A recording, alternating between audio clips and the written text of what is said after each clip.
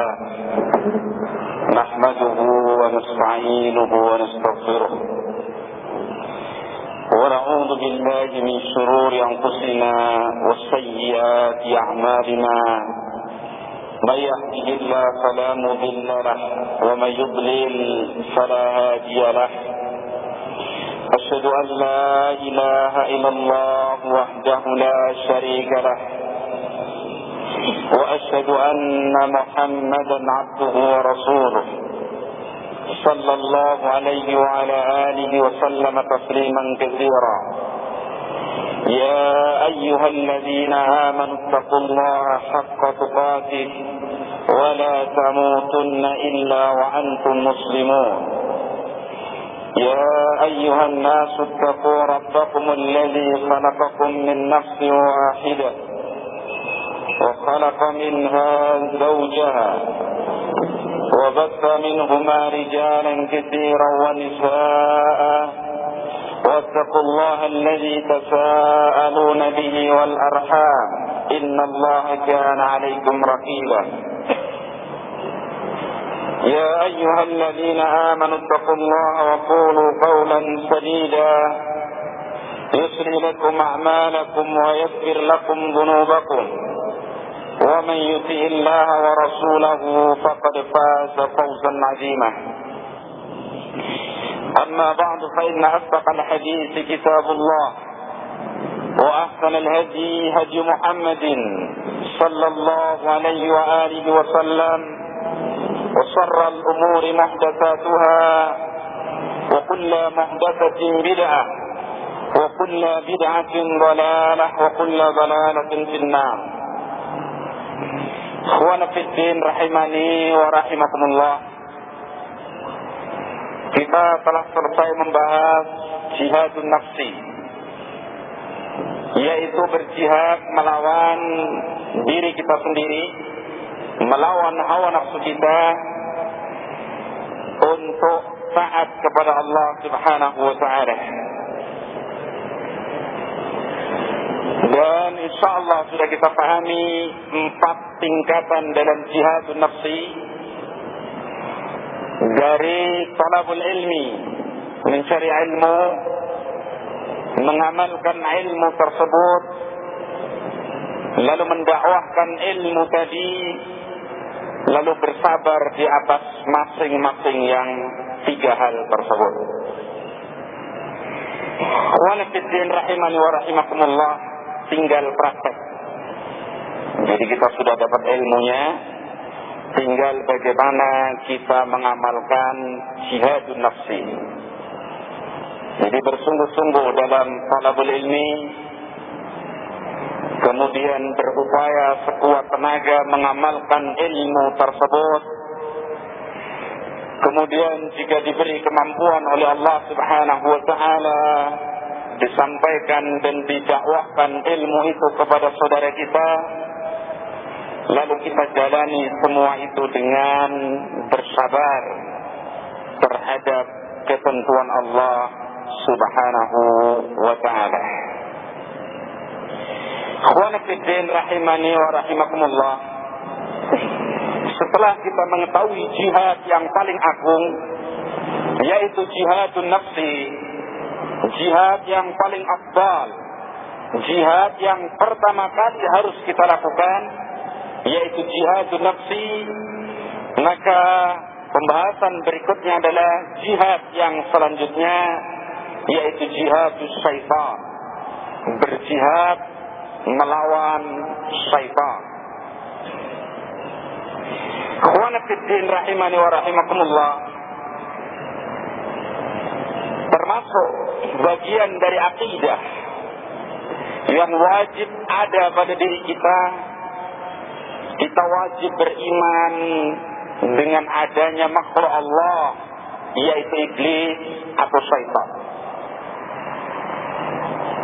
Dan para ulama berselisih, apakah syaitan atau iblis itu berasal dari malaikat ataukah iblis itu berasal dari kalangan jin. Ini para ulama terjadi perselisihan di dalamnya. Dan pendapat yang kuat insyaallah ta'ala bahwasanya iblis itu adalah berasal dari kalangan jin. Sebagaimana ayat Allah subhanahu wa ta'ala, kana minal jinni fafasaqa an amri rabbih. Adalah iblis itu dari golongan jin, lalu dia bermaksiat terhadap perintah Rabb-Nya azza wa jalla, yaitu Allah subhanahu wa ta'ala. Kemudian yang perlu kita yakini pula bahwasanya syaitan ataupun iblis itu merupakan makhluk yang ada hakikatnya. Karena ada sebagian kelompok manusia yang menyatakan bahwa syaitan itu sekedar sesuatu yang merupakan gelar atau julukan. Dan itu tidak boleh. Kita harus meyakini bahwasanya iblis dan syaitan itu betul-betul ada makhluknya yang seperti itu. Karena mustahil Allah subhanahu wa ta'ala memperingatkan kita dari satu musuh, kemudian hal itu sekedar fiktif atau cerita bohong, atau hal itu sekedar nama-nama atau sifat-sifat yang tidak ada wujudnya. Padahal Allah dan Rasulnya menjelaskan bahwasanya di sana ada jalan-jalan yang dipakai oleh syaitan untuk menggoda manusia, dan bahwasanya ada pada diri manusia itu syaitan yang selalu mengajak dirinya kepada bermaksiat kepada Allah, dan bahwasanya Allah subhanahu wa ta'ala menerangkan bahwasanya dari golongan manusia ini ada yang dinamakan oleh Allah subhanahu wa ta'ala sebagaimana dinamakan dari golongan jin, yaitu syaitan. Akhwana fiddin rahimani wa rahimakumullah, itu harus kita yakini bahwasanya iblis atau syaitan itu betul-betul ada makhluk Allah yang semacam itu, bukan sekedar gelar atau julukan atau sifat-sifat tertentu yang merupakan kejelekan, tapi memang wujud hakikat makhluknya ada. Sekalipun itu adalah makhluk yang halus menurut bahasa kita, artinya tidak bisa diindra dengan indra yang Allah berikan kepada kita. Sebagaimana sebuah hadis bahwasanya Rasulullah SAW pernah menangkap syaitan di Masjid Nabawi, lalu Nabi cekik syaitan itu karena mengganggu orang salat, dan Nabi mengatakan, saya merasakan dinginnya liur dia di jari jemari saya ini.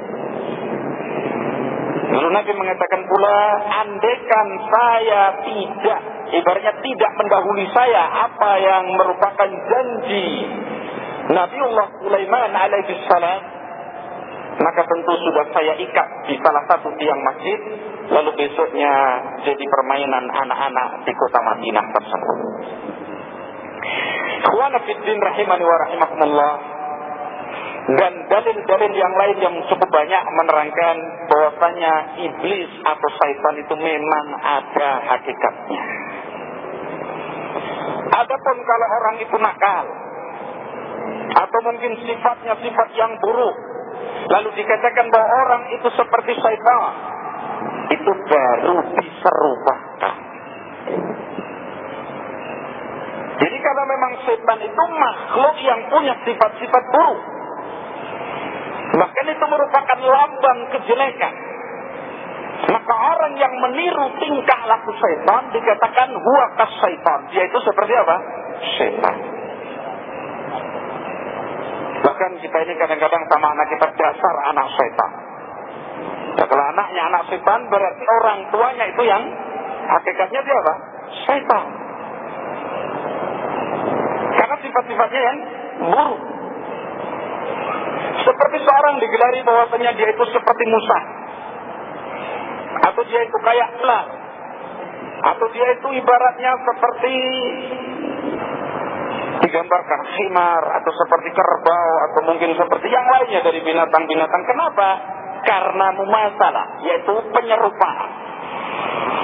Dan sifat-sifat yang ada pada orang itu seperti yang diserupakan kepadanya. Orang ini kok goblok betul, kayak kerbau, kayak himar, Kalau orang licik suka menipu kayak musang atau kayak ular, licin kayak belut, artinya sulit dipegang. Itu penyerupaan yang ada. Akhwana fiddin rahimani wa rahimakumullah. Kemudian Allah Subhanahu wa ta'ala menyatakan tentang syaitan ini dalam surat Yasin. Saya lupa ayatnya. Allah menyatakan, alam ahad ilaikum ya bani Adam alla ta'budus syaitan.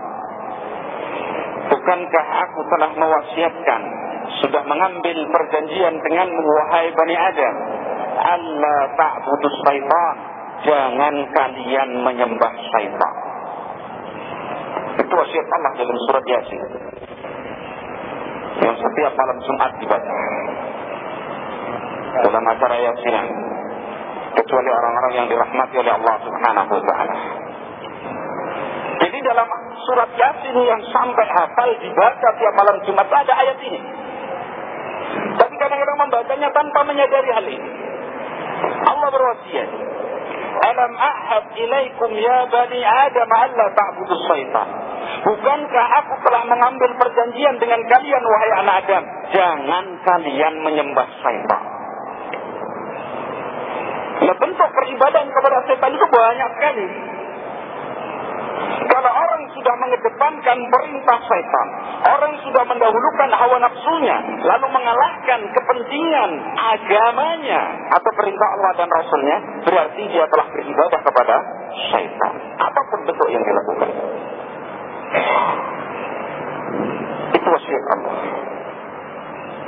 Dari kesyirikan, dari kebid'ahan, dari kemaksiatan, itu bentuk ibadah kepada apa? Syaitan. Alam ahad ilaikum ya bani Adam alla ta'budus syaitan. Apa kata Allah? Innahu lakum aduwwum mubin. Sesungguhnya syaitan itu bagi kalian wahai bani Adam musuh yang nyata. Ini pernyataan Allah Subhanahu wa ta'ala. Jadi Allah menjadikan syaitan, iblis, laknatullah itu sebagai musuh bagi Bani Adam ini. Karena Allah mensyariatkan kepada manusia ini supaya ibadah hanya diberikan kepada Allah Subhanahu wa ta'ala. Dan Allah melarang seorang hamba beribadah kepada selainnya.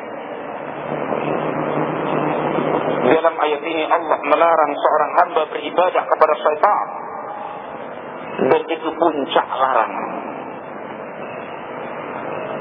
Karena seorang yang beribadah kepada batu, seorang yang beribadah kepada kuburan, seorang yang beribadah kepada pohon, seorang yang beribadah kepada orang saleh yang telah mati, atau seorang yang beribadah kepada orang saleh yang masih hidup, atau segala bentuk yang dia sembah selain Allah, itu hakikatnya peribadahan kepada syaitan.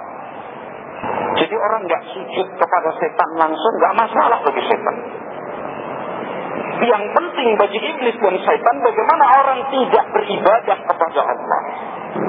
Karena kalau seorang sudah tidak beribadah kepada Allah, berarti dia beribadah kepada syaitan. Sekalipun yang disembah bukan langsung syaitan. Karena itu khutwah, langkah-langkah syaitan. Karena itu ikhwan fiddin rahimani wa rahimakumullah, perhatikan wasiat Allah ini.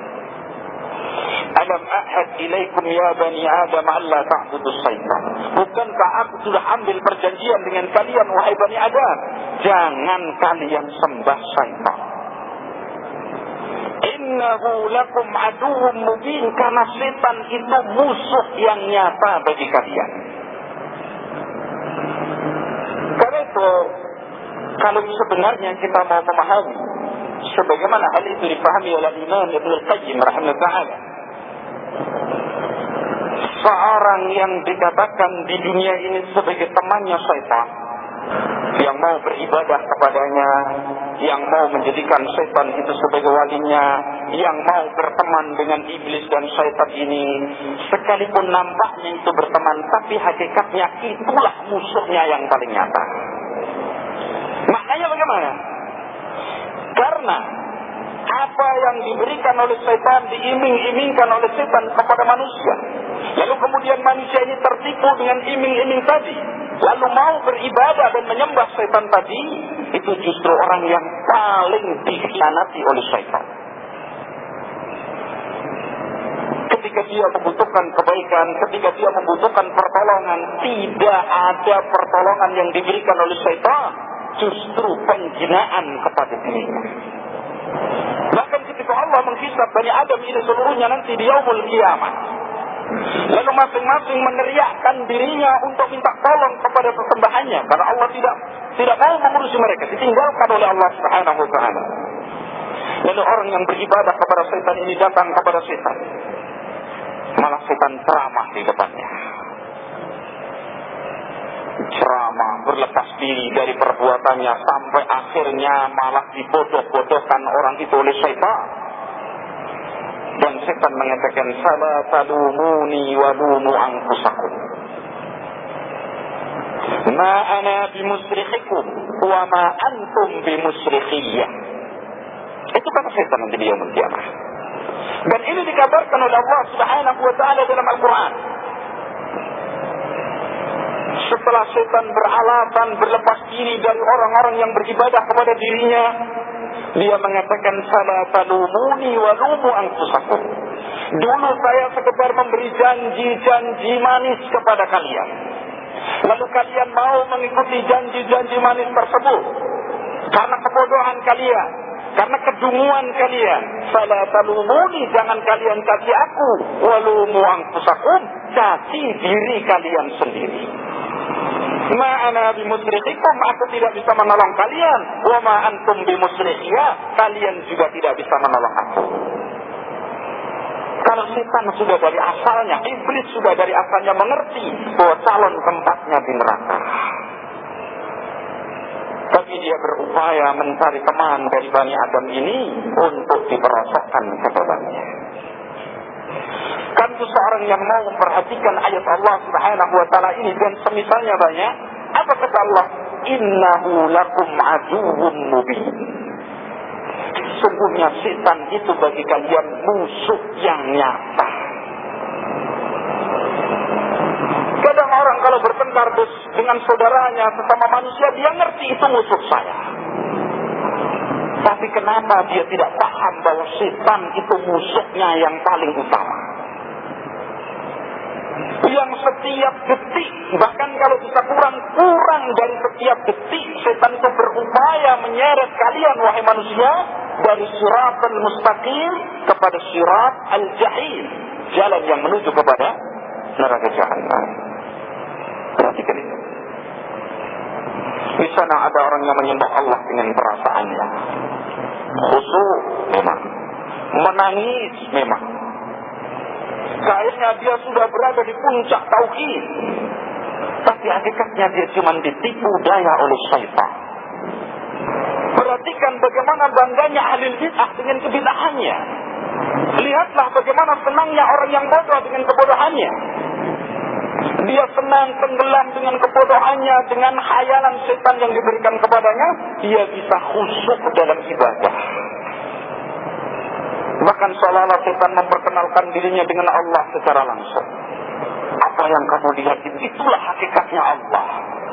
Sampai berangkat berikutnya, Allah itu hakikatnya ya diri kamu sendiri. Jadi kalau orang mengenal Allah, baru bisa dia sampai ke derajat itu kalau dia betul-betul bisa mengenal dirinya. Semakin kenal dirinya, semakin dia kenal Allah. Karena hakikat Allah itu adalah dirinya sendiri. Kalau orang ini melayang dengan kebodohannya dan khayal setan tadi, dan merasa dia berada di puncak tauhid, selainnya dianggap salah, belum sampai ke derajat itu, sampai akhirnya lepas dari syariat Rasulullah SAW, tidak perlu salat, tidak perlu puasa, tidak perlu zakat, tidak perlu haji dan seterusnya. Kenapa? Karena sudah menyatu dirinya dengan Allah Subhanahu wa taala.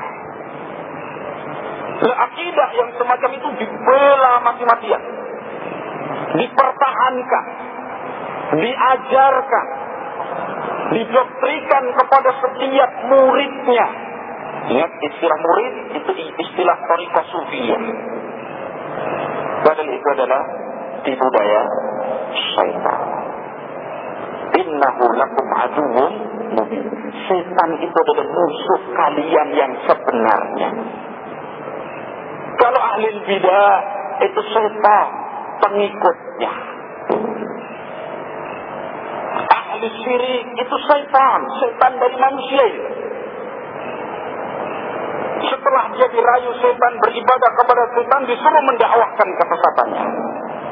Didakwahkan ke kita. Tidak keluar dari lingkaran syaitan. Karena itu wasiat Allah yang saya bacakan tadi dan dibaca oleh mayoritas kaum muslimin. Alam ahad ilaikum ya bani Adam an la ta'budu syaitan. Jangan sampai kalian itu menyembah syaitan. Karena itu kemaksiatan sedikit pun, seringan apapun maksiat, itu bentuk peribadahan kepada syaitan. Karena ketaatan kepada syaitan. Bahkan Allah menyebutkan dalam ayat yang lain, wala tattabi'u khutuwatis syaitan. Jangan kalian mengikuti langkah-langkah syaitan. Jadi jangan napak tilas dengan langkahnya syaitan. Innahu lakum aduwwun mubin. Sesungguhnya setan itu adalah musuh kalian yang lalu apa wasiat Allah SWT? Wa ani'buduni, dan sembahlah oleh kalian aku, kata Allah Subhanahu wa taala. Setelah dilarang segala bentuk peribadahan yang itu ibadah kepada setan, dan dijelaskan bahwa setan itu adalah musuh kalian yang nyata, Allah berwasiat. Pertama, larangan. Sebelum larangan, mengingatkan. Jadi alam ahad ilaikum ya bani Adam itu pertanyaan yang tidak perlu dijawab. Mengingatkan kita. Bukankah dulu sudah aku ambil perjanjian dengan kalian bani Adam? Jangan kalian sembah syaitan. La ta'budu syaitan, larangan dari Allah. Kemudian Allah Subhanahu wa taala memerintahkan kepada kita wa ani'buduni, dan sembahlah oleh kalian aku. Siapa? Allah Subhanahu wa taala. Dan hakikatnya ini adalah makna la ilaha illallah. Penafsirin rahimani wa rahimakumullah. Makna la ta'budu syaitan itu arti dari la ilaha. Tidak boleh ada persembahan selain Allah. La ta'budu syaitan. Karena syaitan itu selain Allah. Itu syirik.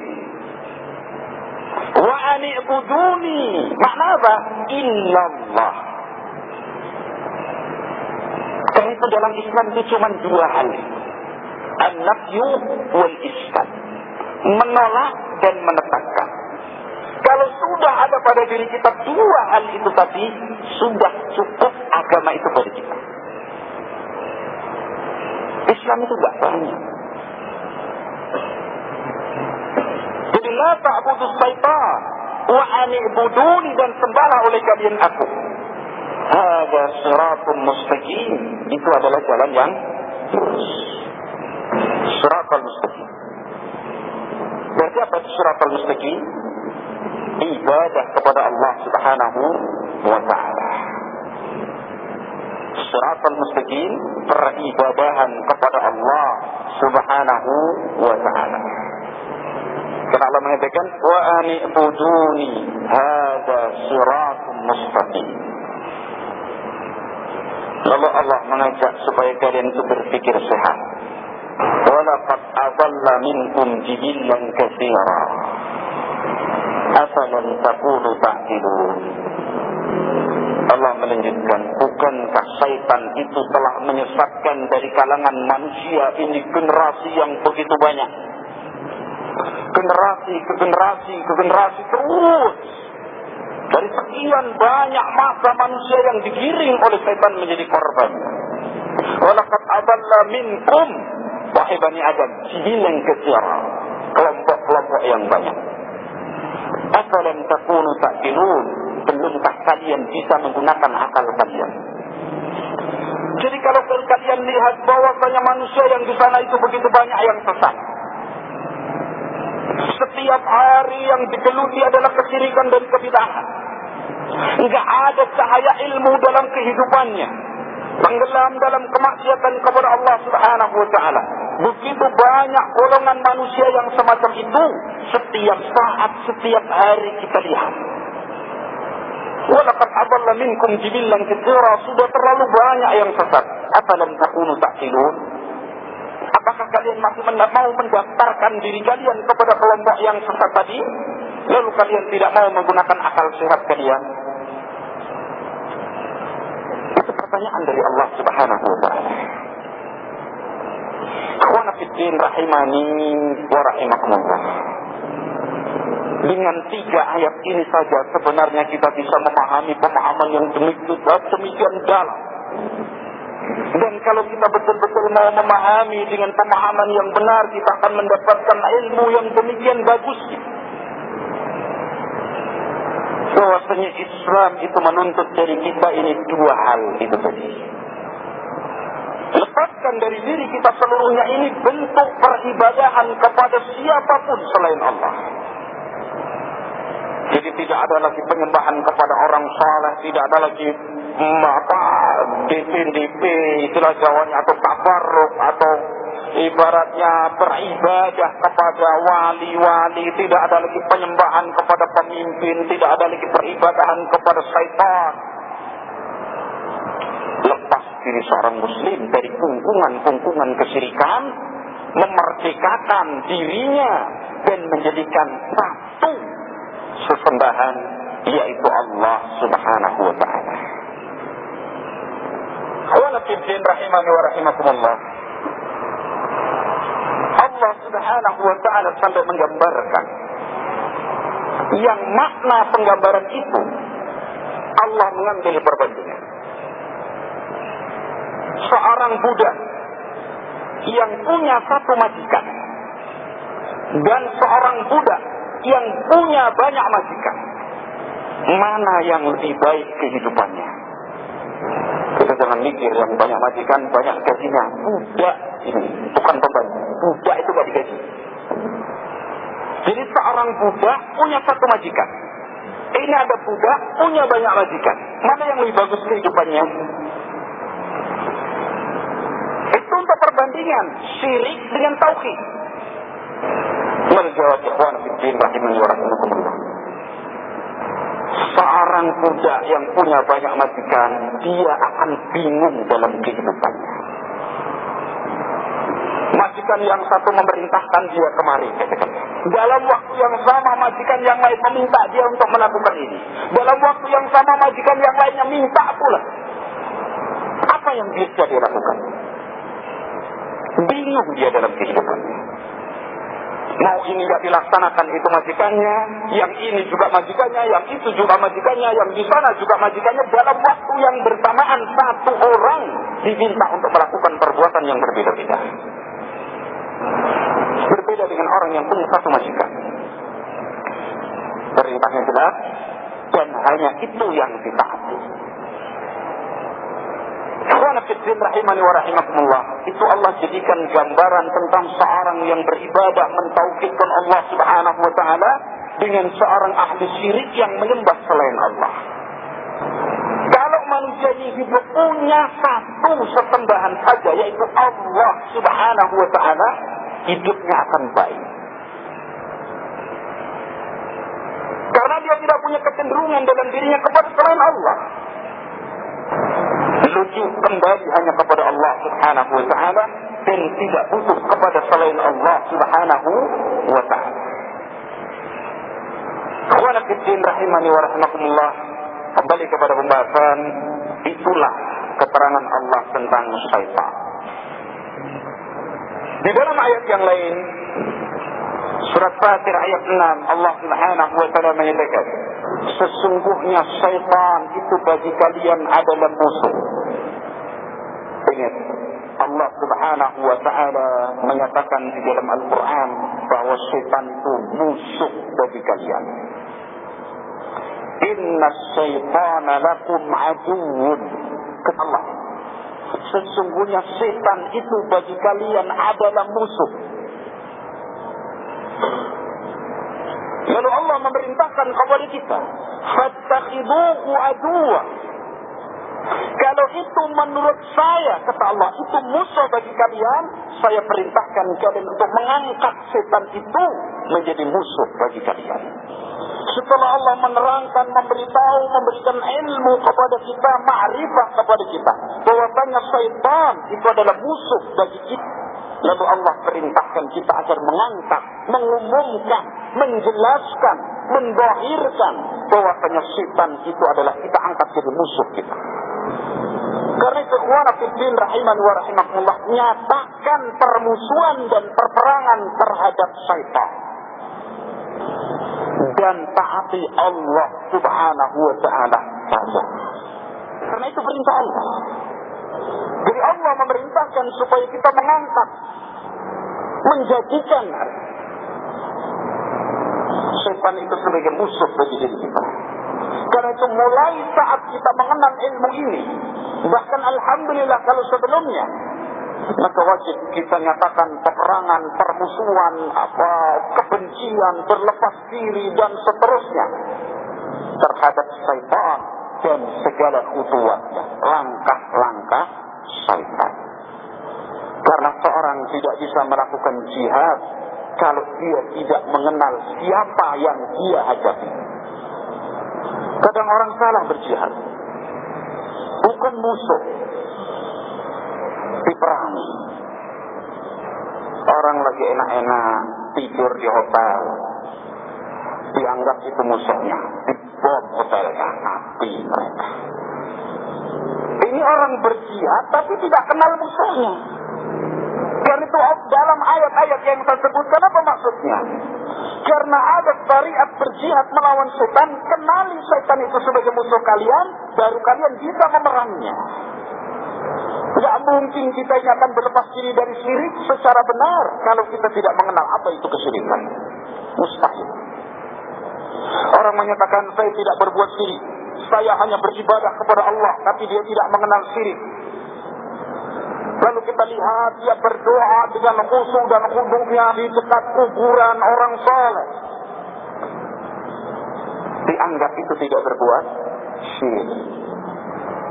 Dia teriak bahwa syirik itu dosa yang besar, itu berbahaya, haram bagi kaum muslimin. Ngaji tentang itu lalu dia melafazkan lafaz syirik dari salawat Maria, Allahumma sholli sholatan kamilatan wa dan seterusnya.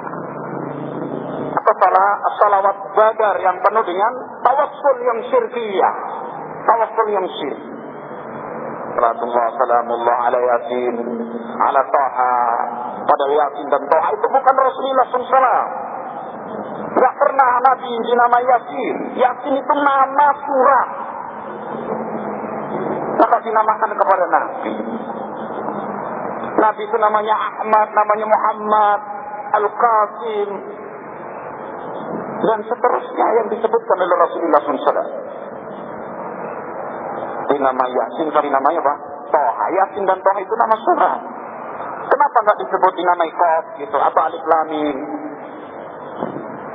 Karena nggak bagus untuk nama itu. Karena itu sebelum kita membahas jihadus syaitan, kenali syaitan. Jadi kita ini ketika membaca ayat Allah misalkan wala tattabi'u khutuwatus syaitan, jangan kalian mengikuti langkah-langkah syaitan, kita jangan diem dan bodoh, jangan. Ini syariat Allah melarang kita untuk tidak mengikuti langkah setan. Kita pelajari apa itu langkah setan. Setelah kita tahu, baru bisa kita mengamalkan.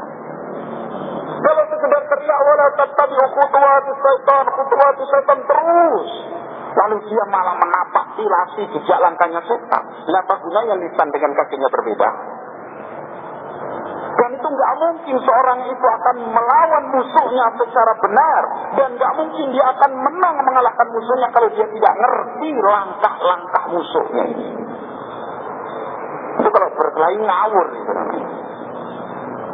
Karena nggak ngerti kelemahannya, pokoknya bata lemparkan, batu lemparkan, sendal lemparkan dan seterusnya. Begini pakai ilmu. Kalau setan dilempar bata nggak kena, kaca kita yang besar kena kaca. itu syariat Allah. Jadi membaca ayat itu maksudnya perintah dan larangan Allah itu kita paham. Jadi pembahasan kita adalah jihadus syaitan, supaya kita menang melawan syaitan, mengalahkan setan dalam jihad kita ini. Kenali siapa itu syaitan. Banyak orang yang mendakwahkan dirinya untuk melakukan jihad ini, kumpulnya dengan orang-orang yang semestinya dia muslim. Temannya ahli syirik, temannya ahli bidah, temannya ahli maksiat, tidak pernah mengingkari, tidak pernah menegurnya, tidak pernah melurusinya, duduk di situ diam dalam rangka menjaga ukhuwah. Ukhuwah apa itu? Ukhuwah syaitaniyah. Jadi berkumpul karena sama-sama mencintai syaitan. Lu ahli sunnah, ya apalagi yang diberi rizki oleh Allah subhanahu wa ta'ala, ilmu gak boleh jadi isu. Isu itu diam 1000 bahasa ketika dia melihat kemungkaran, padahal dia punya kemampuan untuk dirubahnya. Kenapa? Karena bekal dia dalam kehidupan dunia ini adalah hadis Rasulullah SAW. Enggak perlu ijazah FAG, enggak perlu LC, enggak perlu doktor, enggak perlu MA, enggak usah. Ijazah yang membuat seorang harus melakukan dakwah ilallah itu hadis Rasulullah SAW. Man ra'a minkum munkaran falyughayyirhu biyadihi, fa in lam yastati fa bilisanihi, fa in lam yastati fa biqalbihi, wa dzalika ad'aful iman. Jadi biar di hadapan kita ini seorang FAG katakanlah, atau LC misalnya, kalau dia memang melakukan kemungkaran, kita ingkari. Kalau dia tanya, apa ijazahmu? Man ra'a minkum mungkaran falyughayyir biyadihi. Karena kamu sekalipun LC mungkar, ya saya ingkari. Ya begitu. Jadi jihad melawan musuh kita itu dengan cara yang diajarkan oleh Rasulullah Sallallahu Alaihi Wasallam. Jadi kenapa para sahabat itu berhasil menaklukkan kota-kota yang demikian banyak, negeri-negeri yang demikian banyak, dan menundukkan hati-hati manusia yang tadinya buta jadi bisa melihat? Karena ilmu mereka terhadap apa yang ada di hadapannya. Jadi mereka dibekali oleh Nabi SAW paham betul situasi yang harus dia lakukan di situ. Maka sahabat itu biar sendiri barangkali di lingkungannya banyak yang berubah arus, dia tetap istiqamah, kokoh, tidak berubah. Yang lain barangkali bergelimpangan menjadi korban fitnah.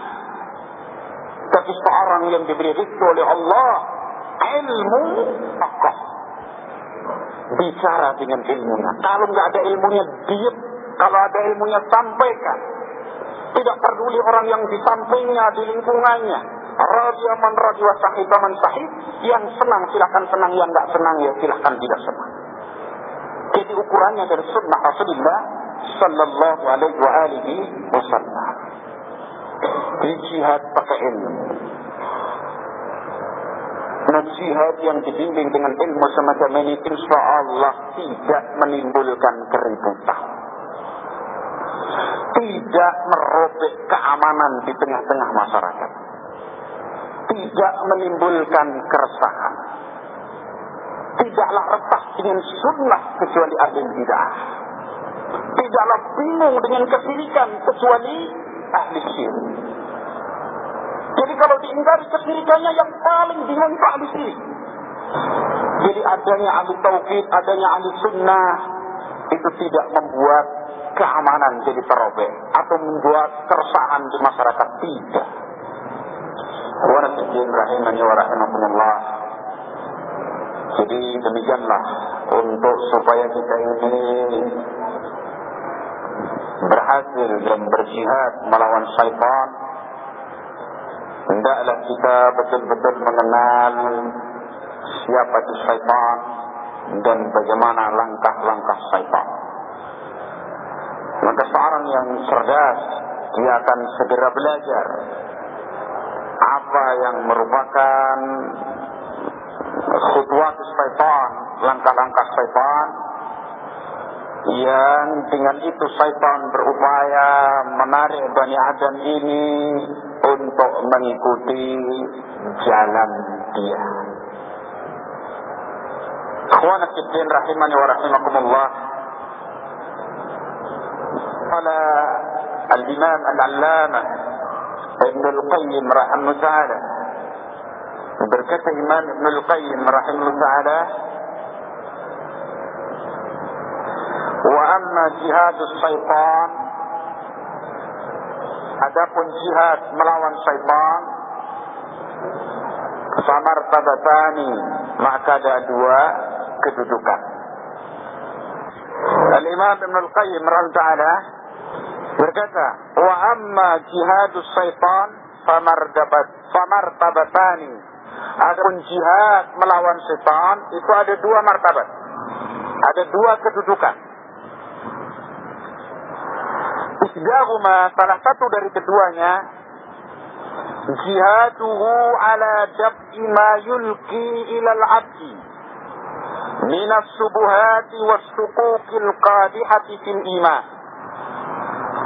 Berjihad melawan setan dalam rangka menolak segala sesuatu yang dilontarkan oleh setan, segala sesuatu yang didakwakan oleh syaitan kepada setiap hamba yang berbentuk subuhat, perancuan pemahaman,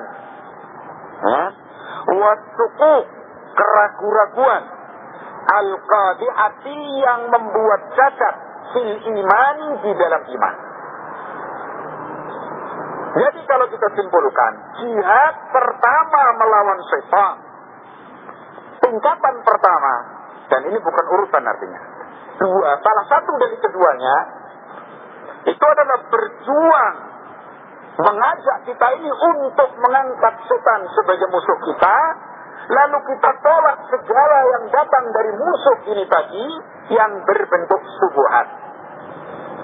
Namanya subhat itu, ikhwana fiddin rahimani wa rahimakumullah, itu merupakan suatu pemikiran atau pemahaman atau kesimpulan suatu manhaj yang menyimpang dari manhajus sunnah yang diberikan setan kepada setiap muslim atau setiap Bani Adam ini untuk menumbuhkan keraguan-raguan dan kesamaran dan kerancuan di dalam agamanya.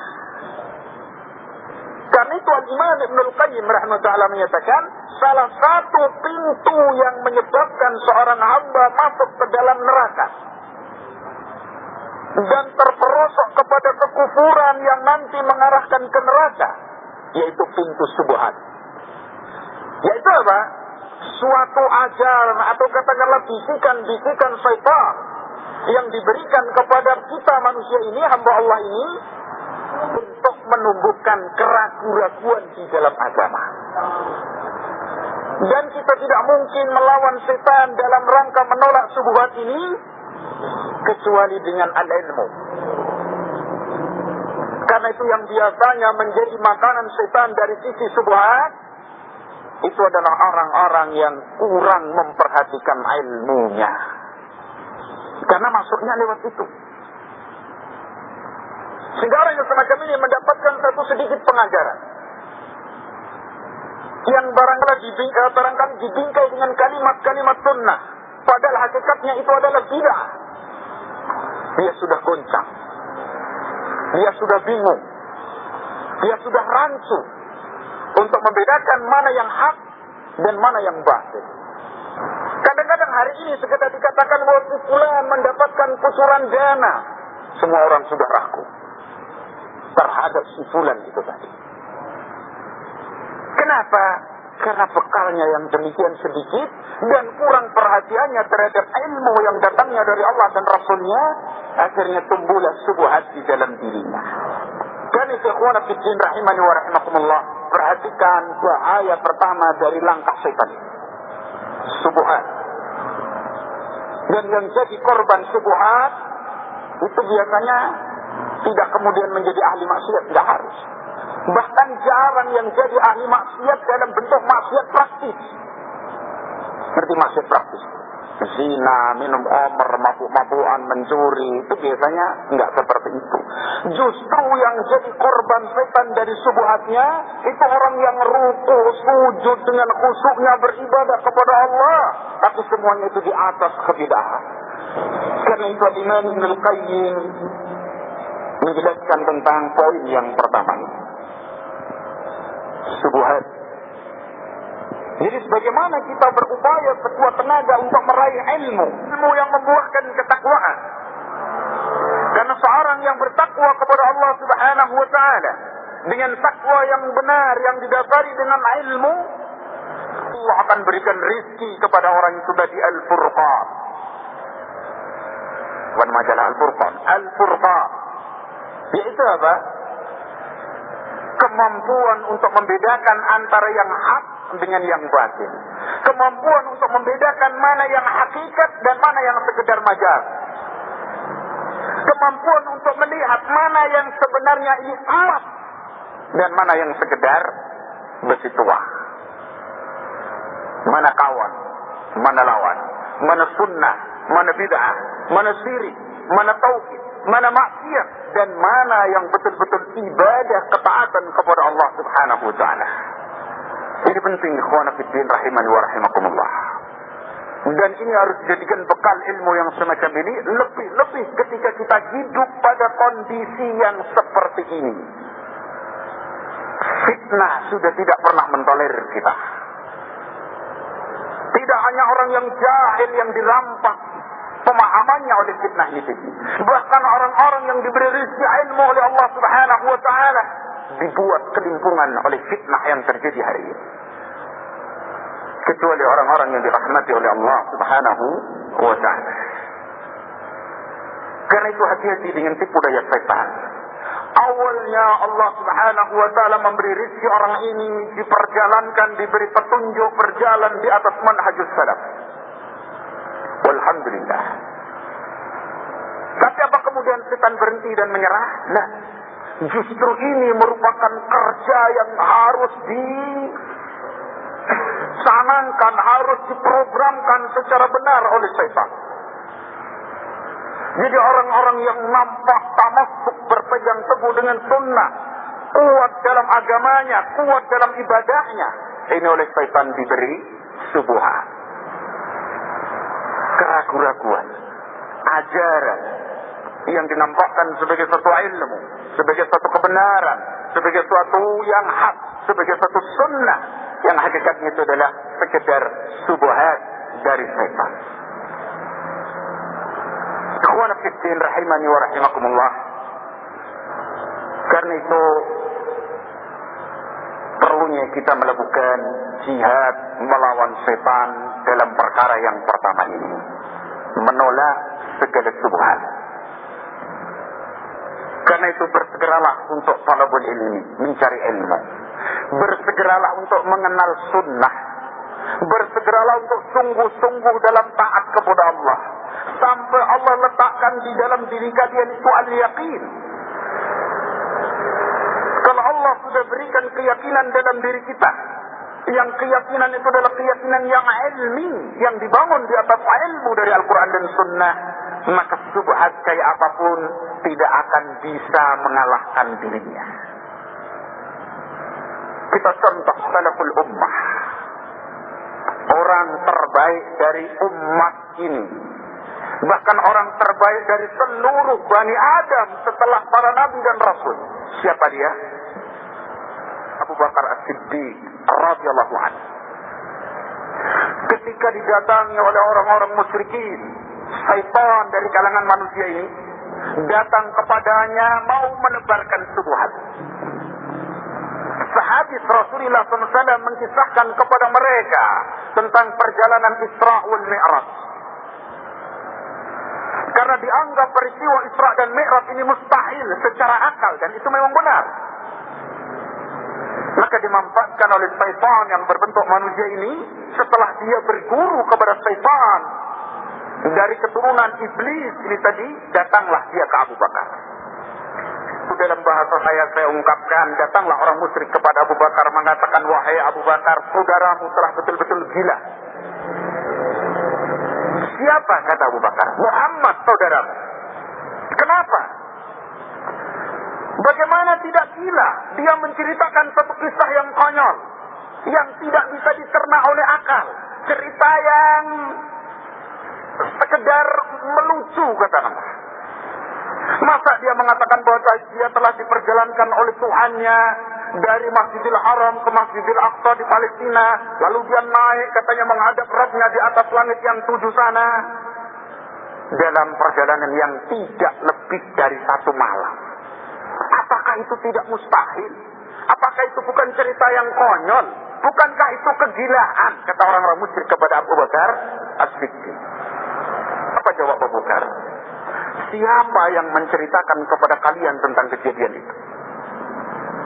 Mereka menjawab, Muhammad, saudaramu. Karena dengan ilmunya dan dengan keyakinannya, Abu Bakar menjawab, kalau yang mengkisahkan seperti itu Rasulullah Muhammad sallallahu alaihi wasallam, maka saya akan mempercayainya sekalipun cerita itu lebih mustahil daripada kisah Isra wal Mi'raj.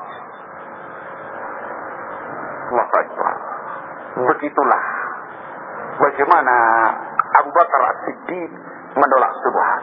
Mereka pulang dengan kecewa. Khawanafiddin rahimani wa rahimakumullah. Itu satu pelajaran. Belum kalau kita kisahkan sahabat yang lain yang begitu banyak dalam menolak syubhat. Bagaimana Abdullah ibn Mas'ud ketika pulang ke rumahnya dijumpai istrinya kalau tidak salah. Di lengannya ada gelang. Lalu ditanya, gelang apa ini? Dia menjawab, ini saya minta kepada orang Yahudi untuk obat ain mata karena sakit dia. Dan setelah saya pakai gelang ini, sakit saya agak reda. Maka dengan tegasnya Abu Mas'ud mengatakan, dicabut gelang yang ada di tangan itu tadi, dan dia mengatakan ini sekedar permainan syaitan. Syubhat bahwa itu bisa menyembuhkan, ditolak bahwa itu sekedar permainan syaitan. Bandingkan dengan orang-orang yang tidak berbekal dengan ilmu. Bandingkan dengan orang-orang yang sekedar mengejar kebodohan di dalam kehidupannya. Sekedar tahu kuburan itu, atau mungkin si dukun itu kemarin nebak benar, semua berduyun-duyun ke situ. Dikatakan di sana ada buah yang istimewa yang bisa menyembuhkan segala penyakit, semua datang ke tempat itu. Di sana ada pohon pisang yang terbalik buahnya, barangkali semua datang ke situ. Di sana ada pohon beringin yang berbuah durian, semua datang ke situ minta berkahnya. Lalu apa yang tersisa dari agamanya?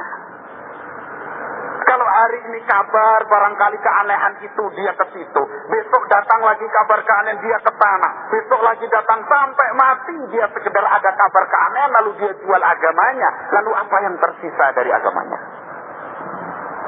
Itu korban setan, dan itu korban-korban yang ringan. Maka saya katakan ini juga menyentuh kepada orang-orang yang diberi ilmu oleh Allah Subhanahu wa ta'ala.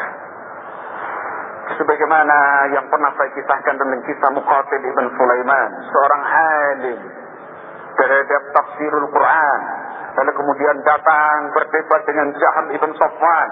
Lalu setelah mengalahkan Jaham bin Safwan, datang setan menggodanya, muncullah syubhat dalam pikirannya, lalu merasuk ke dalam hatinya menjadi akidahnya, akhirnya mencetuskan bid'ah baru yang sampai derajat kufur, menyerupakan Allah dengan makhluknya. Wala haula wala quwata illa billah. Karena itu tidak ada jaminan bagi kita semuanya ini dalam kehidupan dunia. Yang ada adalah upaya untuk mendapatkan pertolongan Allah Subhanahu wa ta'ala. Akhwana fiddin rahimani wa rahmatullah, itu syubhat. Jadi bentuknya suatu ajaran atau suatu manhaj yang dilontarkan oleh syaitan melalui lisan barangkali, yang masuk kepada pendengaran seorang hamba, lalu akhirnya merasuk dalam dirinya dan tumbuhlah keraguan di dalam agamanya. Karena itu Rasulullah sallallahu alaihi wasallam menyatakan, wa inna minal kalami la sihran, wa inna minal kalami la sihran. Sesungguhnya di antara ucapan manusia itu ada yang berupa sihir. dijelaskan oleh Syekh Muhammad bin Shalih Al-Utsaimin di dalam Qaulul Mufid, syarh kitab Tauhid. Di antara maksud di sini adalah karena kalam ini saking samarnya, saking indahnya ucapan itu tadi, atau saking retoriknya atau pembicaraan seseorang, sehingga yang mendengar itu bisa berpindah dari kebenaran kepada kebatilan. Dia tadinya di atas al-haq, di atas ilmu. Begitu mendengar ucapan orang yang dia kagumi ucapannya, Masya Allah, katakan. Kalau bicara begitu mengangguk, menangis semuanya. Akhirnya lupa dengan kebenaran, dianggap yang diucapkan itulah kebenaran, lalu dia berpindah dari al-haq justru menuju kebatilan dengan sebab ucapan yang menyihir dirinya. Zukhrufal qawli ghurura, kalimat-kalimat indah yang menipu. Kan itu ikhwana fiddin rahimani wa rahimakumullah. Wasiat tabi'in Ibnu Sirin rahimahullah ta'ala menyatakan, al-ilmu huna huwa din, ilmu itu adalah agama. Karena itu kalau Rasulullah SAW menyatakan talabul ilmi fardhu ala kulli muslim, mencari ilmu itu fardu bagi setiap muslim, yang dimaksud ilmu syar'i, bukan matematika dan biologi, bukan kesenian dan kesehatan, bukan. Karena Nabi SAW tidak pernah bicara itu. Kemudian dimasukkan dalam nas syar'i. Nabi mengatakan talabul ilmi fariḍah, ilmu syar'i. Nah kalau itu ilmu syar'i, al-ilmu huna huwa din. Ilmu di sini itu agama, kata Ibnu Sirin rahimahullah ta'ala. Fanzuru amman ta'khuduna dinakum, maka perhatikan oleh kalian dari siapa kalian mengambil agama kalian. Seorang yang polos di atas akidah yang sahih, kalau ditanya di mana Allah, dengan isyarat dia mengatakan Allah di sana, karena polosnya akidahnya. Keluar dia dari kampung halamannya, berangkat dia nyantri berguru, ketemu seorang alim, tapi alimun bil bid'ah, punya ilmu tapi semuanya bid'ah. Nyantri di situ, dirubah sedikit demi sedikit akidahnya, dirubah sedikit demi sedikit ibadahnya, dirubah sedikit demi sedikit manhajnya, dicuci otaknya di situ oleh gurunya, diberikan doktrin-doktrin kebid'ahan kepada pemikirannya. Pulanglah anak ini berubah total dengan sebab ucapan itu. Bahkan apa yang dibawanya bisa lebih parah dari apa yang dibawa oleh gurunya. Karena itu perhatikan wasiat yang saya bacakan tadi dari seorang tabi'in. Fanzuru amman ta'khuduna dinakum, perhatikan dari siapa kalian mengambil agama kalian. Kalau orang ini tidak jelas ilmunya, tidak kita kenal dari mana dia belajarnya, sekedar katakanlah pandai dalam berbicara tanpa dasar ilmu, tidak pernah menyampaikan Al-Quran dan Sunnah, tidak kita lihat dia mengagungkan Sunnah, jangan kita serahkan agama kita kepada orang seperti itu. Dulu para ulama kalau mau ambil hadis, melihat orang yang dikatakan alimun bil hadis mengambil sesuatu dengan tangan kirinya, pulang dia enggak jadi ambil ilmunya. Kenapa? Kalau dia mengetahui hadis Rasulullah SAW, tentu muru'ah tidak seperti itu. Karena itu barangkali kalau Allah menas, umumnya manusia ambil barang tangan kiri, kasihkan tangan kiri, wajar. Itu manhaj mereka. Enggak ada orang mencacinya dan seterusnya. Tapi kalau itu alim, sahih, katakanlah da'i ilallah, ambil ini, kasihkan tangan kiri, itu dicatat oleh manusia seumur hidupnya. Dan orang yang faqih, yang ngerti, yang jeli, dia tidak akan ambil ilmu dari orang itu. Kenapa? Dia tidak ngerti adab mengambil dan meletakkan barang, apalagi masalah-masalah yang besar. Kalau kencing saja tidak bisa, bagaimana dia bisa sujud ke hadapan Allah Subhanahu wa ta'ala? Itu perlunya kita ini selektif dalam mengambil ilmu, sehingga pemahaman yang masuk dalam pikiran kita itu enggak bermacam-macam. Yang di kaki hitam, yang di ujung kepala putih, belum di tengahnya berbagai warna. Sehingga tertawa sekali, menakutkan semua orang. Karena warnanya banyak. Dulu sudah saya sampaikan bahwa seorang ahli sunnah, seorang muslim itu satu saja, nggak berubah-ubah. Begitu dia mengatakan manhajnya seperti ini, akidah itu seperti ini, Islam itu kayak begini, ya itu yang dia katakan. Tidak akan merubah kenyataan ini kecuali dalil dari Al-Quran dan Sunnah. Akhwana fiddin rahimani wa rahmatullah. Karena itu yakini bahwasanya semua yang ada di dalam Al-Quran itu hak, nggak ada yang batil. Kalau kita tidak bisa memahami Al-Quran, belajar, jangan dipaksakan. Kalau orang tariqah sufiyah mau memahami Al-Quran, nyepi, berdiam di kamar, matikan lampu kayak orang Hindu itu, semalam cari ilham. Besok sudah dapat tafsir Quran. Ini kelewat batas melampaui Ibnu Katsir. Jadi ilmu semprot, ilmu laduni, transfer gitu loh. Dari ilham itu. Jadi padahal itu bukan ilham, itu apa? Bisikan syaitan. Akhwana fiddin rahimani wa rahmatullah. Hati-hati dengan syubhat. Kan itu kadang-kadang kita sudah diberi patokannya bahwa namanya isim musanna itu adalah isim mufrad kasih alif nun dan ya nun.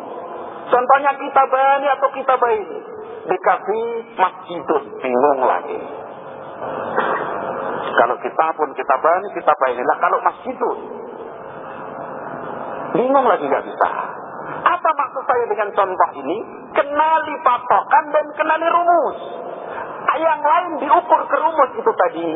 Kalau kita mengenali kaidah atau rumus cara membuat isim musanna, kasih isim mufrad kayak apapun jadi musanna secara benar. Demikian juga dalam urusan agama. Kita pahami bagaimana asalnya Al-Quran, bagaimana asalnya hadis Nabi, bagaimana asalnya manhajus salaf. Setelah kita kenali itu asal bahwasanya itu hak, tidak mungkin terjadi perbenturan. Kalau orang mengatakan ayat ini berbenturan dengan hadis ini, kita buang semacam itu. Tidak mungkin hadis Rasulullah SAW kalau itu sahih kok berbenturan dengan ayat Quran. Mustahil hadis yang sahih bertabrakan dengan hadis yang sahih. Kita imani semuanya, kullun min indi rabbina, masing-masing semuanya itu dari sisi Allah tanpa kita peta-peta. Kalau belum paham, tanyakan kepada yang lebih alim. Jadi ditolak subhat itu dengan keyakinan syariat Allah ini hak. Prinsip sederhananya bahwasanya Allah telah mensempurnakan Islam ini pada masa Rasulullah SAW masih hidup. Setelah syariat ini sempurna, Allah telah ridha dan Allah tidak butuh selainnya. Karena itu subhat kayak apapun masuk kepada kita, kita pertanyakan. Kalau antum mengatakan pemahaman semacam ini, sampaikan kepada kami dalilnya dari Al-Quran dan Sunnah yang sahihah. Atau siapakah alim minal ulama yang mendahului antum? Kalau dia diam tidak menyampaikan, tidak usah diterima. Kenapa? Karena itu dikhawatirkan cuman sekedar subuhan, bisikan-bisikan syaitan. Tapi kalau dia sudah sampaikan hadisnya yang itu sahih, apalagi itu dari ayat Quran, demikian pemahaman ulama terhadapnya, walhamdulillah, kita rubah diri kita dengan itu, dan itu tambahan ilmu bagi kita. Akhwana fiddin rahimani wa rahmatullah. Tersesatnya mayoritas Banu Adam itu karena subuhan. Orang yang kalau kematian keluarganya 1 hari, 2 hari, 7 hari, 40, itu karena subhat. Dan kita ini dengan subhat yang besar pun jangan sampai goyah, apalagi subhat murahan gitu. Cuman pulang kerja di jalan ketemu orang itu diteriaki, oh itu sampai rumah sudah berubah. Kemarin masih bisa mengatakan bahwasanya perkara ini bid'ah. Duduk di masjid itu tasabuh dengan kafir. Begitu pulang dari situ diteriaki orang sampai di rumah mengatakan beduk itu sunnah. Ini berubah karena subhat yang murahan itu. Maka kita upayakan dengan yang ibaratnya dahsyat sekalipun, kita berupaya sekuat tenaga untuk menolak syubhat itu tadi dengan patokan yang sudah saya sebutkan. Dan tidak selamat seorang hamba pun dari syubhat ini kecuali orang-orang yang ditolong dan dijaga oleh Allah Subhanahu wa ta'ala. Karena itu perhatikan keterangan oleh Syekh Abdul Razak Ibn Abdul Muhsin Al-Abbad Al-Badr hafizahumullah dalam kitab yang kita kaji ini. Beliau mengatakan, "Fahuwa ya'ti lil insani fayanzur fi muyulihi." Setan itu mendatangi manusia lalu dilihat oleh setan, dipelajari oleh setan kemana kecenderungan dirinya. Coba ini kerjanya setan ini. Jadi datang kepada manusia lalu dilihat cenderungnya hatinya ini kemana. Apa yang dia senang. Fa idza wajadahu dha'ifal iman. Kalau dijumpai orang ini imannya lemah, raqiqat ta'ah, taatnya itu sedikit, hambar ibadahnya, qalilul ibadah, sedikit dia beribadah, japa awalnya kering, malas ibadah, ghaflah, lalai, jazabahu ila syahwat, maka ditariknya orang ini kepada syahwat. Dan itu langkah yang kedua setan. Jadi jihad kita yang pertama memerangi syubhat, jihad kita kepada setan yang kedua memerangi syahwat. Apa itu syahwat? Taqdimul hawa ala amrillah wa rasulihi sallallahu alaihi wa alihi wasallam. Apa itu syahwat? Syahwat itu bukan sekedar kecenderungan kepada perempuan, bukan. Syahwat itu adalah sikap mendahulukan hawa nafsu daripada perintah Allah dan Rasulnya. Itu syahwat. Diadani suruh datang ke masjid, milih nongkrongnya di rumah. Berarti mendahulukan hawa nafsunya daripada perintah Allah dan Rasulnya. Itu sudah tercebur dalam syahwat. Nah kalau ini sudah merupakan kebiasaan dia jadi mudmin, pecandu syahwat. Nah orang kalau sudah kecanduan syahwat semacam ini, dikatakan oleh Imam Ibn Al-Qayyim, menghancurkan gunung yang begitu besar jauh lebih mudah daripada menghilangkan syahwat dari dirinya. Coba itu. Orang meninggalkan rokok itu. Rokok lagi. Langganan ya Pak. Saya pikir kalau minum khamr ya enggak, mudah-mudahan. Cuman khamr yang satu ini loh ya. Itu sudah ngerti, sudah tahu bagaimana bahayanya, sudah diumumkan, sudah dipahamkan, sudah diyakini. Tapi karena sudah kecanduan, kok ninggalkan ini kayaknya Masya Allah. Saya lebih baik mikul 1 ton daripada ninggalkan ini. Kan gitu tak? Kenyataan ini ya. Kalau nggak salah tadi. Coba itu benar sekali apa yang dikatakan oleh Imam Ibn Al-Qayyim. Jadi orang itu kalau sudah terjerumus kepada kubangan syahwat, itu sudah menjadi ibaratnya semboyan hidup dia. Dimasukkan Al-Quran, dimasukkan hadis, fatwa ulama, dikatakan bahayanya kamu nanti seperti ini, Masya Allah. Ya saya akui, tapinya gitu gak pernah hilang. Masya Allah. Kalau ketemu sesama ahli sunnah rokok, keperluan, segera dibuang. Banyak. Begitu. Lah khafiyahnya kepada Allah mana? Dia yang penting itu bagaimana kita di hadapan Allah, bukan di hadapan manusia. Soal ngerti saya rokok, dia nggak bisa menghadap saya. Tapi kalau Allah Subhanahu wa ta'ala ini zat yang tidak pernah ibaratnya terhalangi apa yang menjadi keinginannya. Jadi ketika kita ini salah, perhatikan pertama kali Allah Subhanahu wa ta'ala. Saya ini bermaksiat kepada Allah yang andaikan Allah menghadap saya ini nggak ada yang bisa menolong saya dan hancurlah saya. Seperti itu. Jadi kalau muyul dalam bahasa Arab, kecenderungan manusia ini kepada syahwat karena dia lemah imannya dan cenderungnya ke situ, ya dikasih syahwat oleh syaitan. Disuruh minum-minuman keras, disuruh berzina, suruh karambolan, suruh caturan, suruh remi, suruh macam-macam. Itu menghabiskan waktunya. Taklim ngantuk, karambol tak pernah ngantuk. dicenderungkan oleh syaitan. Syahwat. Jadi yang pertama menolak syubhat, yang kedua menolak apa? Syahwat. Perhatikan kalam ini. Jadi bahwa ya'ti lil insani fayanzuru fi muyulihi fa idza wajadahu dha'ifal iman. Imannya ini lemah. Ingat, iman itu bisa bertambah, bisa berkurang. Bahkan bisa berkurang sampai tidak ada dalam diri orang itu murtad keluar dari Islam. Dan itu iman dijaga. Sampai Nabi SAW menyatakan kalau orang mengingkari kemungkaran itu dengan hatinya, wa huwa al-aful iman.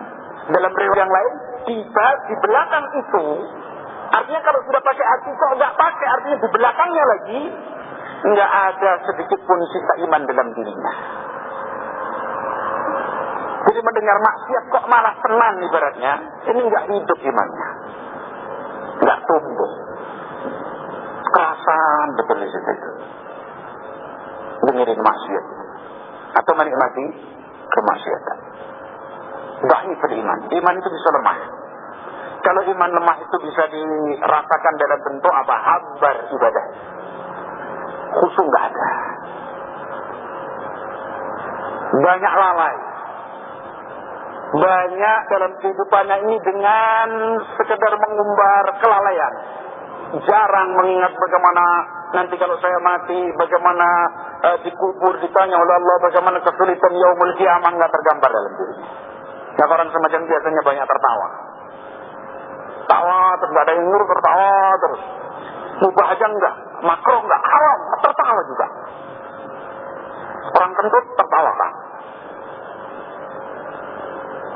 Itu tandanya ghaflah. Ibadah hambar banyak tertawa, lalai, malas beribadah. Dulu kan sudah dikatakan, kadang orang membaca satu hadis, di situ melihat fadilahnya, masalah amal lagi. Qiyamul lail, kata Nabi SAW, afdalus salati ba'dal maktubati qiyamul lail.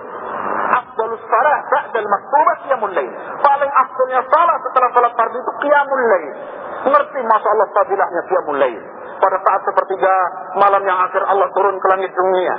Kemudian Allah mengatakan, siapa yang minta ampun saya ampuni, siapa yang minta saya beri, siapa yang berdoa saya ijabahi. Fadilah, begitu ingin dia melaksanakan itu, tapi terganjal dengan malas. Nah, kalau terjadi semacam ini jangan dituruti. Kalau malas paksa. Hawa nafsu itu jangan dimanjakan. Kalau kita memanjakan hawa nafsu, berarti kita dapat terkena penyakit syahwat ini. Nah, kalau hawa nafsu kita manjakan, maunya, inginnya itu segala sesuatu yang menyelisihi syariat. Ibadah malas. Salat malam, bangun malam malas. Kalau tak bangun dipaksakan tidur dalam salatnya. Alhamdulillahirrahmanirrahim. Lupa. Sampai mana tadi? Inna ta'ina. Terus ganti-ganti karena. Nah, itu jangan kemudian kita berhenti, lawan terus. Besoknya bangun lagi, besok sampai kita ini betul-betul ditolong oleh Allah Subhanahu wa ta'ala. Ingat, suatu ibadah kalau sudah menjadi milik kita, begitu tertinggal sekali rasanya kita kehilangan begitu besar. Tapi kalau tidak pernah mau berangkat mengerjakannya, beratnya Masya Allah. Itu namanya kita mengobati syahwat. Biar syahwatnya itu jadi lemah. Bukan lemah syahwat. Jadi syahwatnya setan itu kita bikin lemah. Dengan apa? Dengan kita sungguh-sungguh beribadah. Karena kalau nggak demikian kita sekedar dipermainkan oleh setan. Ya sujud-sujudlah kata setan. Tapi ingat yang lain dalam sujudmu. Lamun di sujud itu. Hambar ibadahnya. Baru setelah selesai ibadah dia menyesal. Tadi ibadah, sudah bangun, sudah susah-susah, nggak khusyuk. Penyesalan ini dijadikan modal untuk berikutnya. Besok lebih bagus. Terus begitu. Dan itu perlu kesabaran. Ini satu. Kemudian, fa'in wajadahu sadidat tamassuku bi ta'atillah. Kalau setan itu menjumpai seorang kok kuat berpegangnya dengan ketaatan kepada Allah, ahli ibadah. Itu jangan dianggap kemudian jaminan masuk surga, belum tentu. Tadi saya katakan tidak ada jaminan bagi kita di dunia ini. Yang ada apa? Upaya untuk mendapatkan rahmat dan pertolongan Allah. Ya? qawiyal iman, kuat imannya, sungguh-sungguh ibadahnya, sungguh-sungguh dalam agamanya dan seterusnya, nampak tamasuknya, berpegang teguh dengan sunnahnya. Fa innahu la ya'tihi min hadzal tariq. Orang semacam ini enggak didatangi dari sisi syahwat. Karena kalau didatangi syahwat mudah dia menepisnya. Karena dia biasa taat kepada Allah. Kalau datangi cuma rokok saja, apalagi cuma rokok. Jangankan rokok, mubahnya rokok saya tidak mau. Itu orang yang taat kepada Allah. Orang yang ahli sunnah, seolah-olah berpegang teguh dengan sunnah. Khusyuk dalam ibadahnya, ahli ibadah katakanlah. Didatangi setan bukan dari syahwat tadi, bukan. Tapi dari sisi apa? Fa innahu la ya'tihi min hadzal tariq wa innama ya'tihi min tariqis subuhat. Diberikan subhat kepadanya. Wasukuk dan keraguan-keraguan. Wadhununul fasidah dan sangkaan-sangkaan yang rusak. Istiksa. Anggapan-anggapan baik dari dirinya. Ya? Fayuqi'u fil bid'ah wal muhdatsat. Maka dijerumuskan orang ini dalam kebid'ahan dan amal ibadah yang sekedar dibuat-buat oleh manusia. Perhatikan setan. Bid'ah itu adalah zinatus syaitan, hiasan syaitan. Orang sholat, silahkan sholat. Setan nggak pedulikan, katakanlah nggak suruh sholat, dia tetap sholat. Silahkan sholat. Dihiasi sholatnya dengan bid'ah. Ucapkan niatnya, itu lebih bagus. Itu tambah mantap. Kalau kurang mantap, ulang lagi. Akhirnya nawaitu sholli, gak mantap, nawaitu sholli, gak mantap, nawaitu sholli. Sukses syaitan. Akhirnya dianggap bahwasanya mengucapkan nawaitu sholli itu adalah bagus. Tadinya cuma bilang bagus. Yang kedua itu termasuk perkara yang dicintai Nabi. Ya coba sudah merambah ini. Dan itu adalah sunnah. Bahkan bukan sunnah mu'akkadah. Bahkan kalau lupa sujud sahwi. Wala haula wala quwata illa billah. Digoda oleh syaitan. Kan dihiasi itu. Betapa mantapnya dan semangatnya orang mengucapkan nawaitu sholli. Sampai enggak peduli orang di sampingnya terganggu. Bahkan sampai mengatakan kalau siapa mengatakan nawaitu sholli itu bid'ah, potong leher saya. Lebih pintar dari setannya. Setan aja nggak mengatakan gini kok. Karena itu kadang-kadang murid itu lebih bahaya dari apa? Gurunya. Lah setan-setan dari manusia sekarang ini barangkali setan dari iblis berguru sama dia. Karena saking pintarnya menyesatkan manusia. Nah kalau dia dai dibela kebid'ahannya itu dengan mempolitisir ayat-ayat Allah dan hadis-hadis Rasulullah SAW. Orang bilang nawaitu sholli itu apa jeleknya sih? Kan bagus. Kalau orang awam ya bagus. Nah kalau itu bagus kan dicatat oleh Allah sebagai amal kebajikan. Karena Allah menyatakan ma yalfidu min qaulin illa ladaihi raqibun 'atid. Sayad'adu ilaihi kalimat thayyib, akan naik menuju Allah ucapan yang bagus. Masalah ayat Quran dua-duanya. Untuk membela apa? Membela nawaitu usollinya. Demikian itu godaan syaitan. Perhatikan ikhwan fillah rahimani wa rahmatullah. Bid'ah yang muncul pertama dalam Islam, Khawarij. Itu pelakunya bukan orang-orang preman ahli maksiat, bukan. Seorang yang matanya tekung, dahinya ini tebal, kemudian kurus, jenggotnya panjang, pakaiannya lusuh, lututnya ini sebagaimana dahinya tebal tempat sujud. Banyak puasa, banyak ibadah kepada Allah Subhanahu wa taala. Bersama itu dikatakan oleh Nabi sallallahu alaihi wasallam, yaqra'ul Qur'an la yujawizu hanajirahum. Mereka membaca Quran tapi tidak lewat kerongkongannya. Yamruquna min ad-din kama yamruqu as-sahmu min ar-ramiyah. Mereka melesat keluar dari agama ini seperti anak panah melesat dari busur. Itu bukan seorang yang tenggelam dalam minum-minuman keras, tenggelam dalam perzinaan, bukan. Coba perbandingkan dua hadis itu. Hadisul Khawarij yang berzikir begitu banyak, baca Quran begitu banyak, sampai Nabi mengatakan apa? Tahqiruna salatakum ma'a salatihim wa siyamakum ma'a siyamihim. Wahai sahabat, salatmu dibanding salat mereka sedikit, puasamu dibanding puasa mereka kecil. Itu Khawarij. Ibadahnya Masya Allah, Tapi bersama itu Nabi mengatakan apa? Mereka keluar dari agama ini seperti keluarnya anak panah dari busurnya. Bahkan Nabi SAW mengatakan bahwasanya membunuh orang Khawarij itu pahalanya begitu besar. Dan perhatikan seorang peminum khamar, Abdullah bin Sinam, dilakabi dengan Al-Khinam,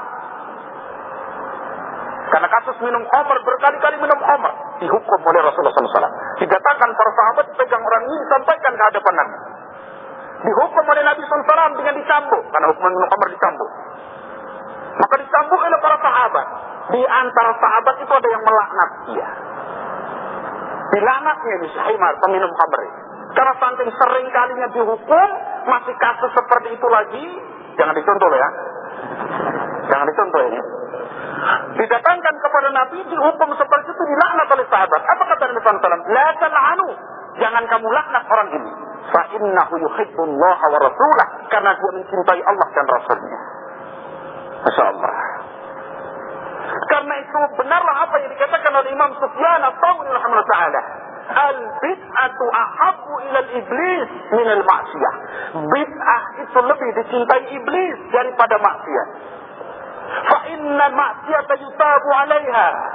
Karena maksiat itu masih diberi taubat oleh Allah Subhanahu wa taala. Wal bid'atu la yutabu. Yang bid'ah tidak diberi taubat oleh Allah Subhanahu wa taala. Karena pelaku kebid'ahan itu adalah cari pahala di sisi Allah Subhanahu wa taala. Bagaimana orang ibadah mau taubat dari ibadahnya? Innallaha istajaba taubatal mubtadi' an bid'atihi. Dalam hadis Rasulullah SAW, sesungguhnya Allah menghijab taubatnya ahli bid'ah dari bid'ahnya. Sulit ahli bid'ah itu suruh taubat. Coba suruh taubat dari enggak mau itu cari pahala. Tapi kalau ahli maksiat dikatakan, kenapa kamu minum khamar? Ngaku ya saya salah, saya lemah, ngaku.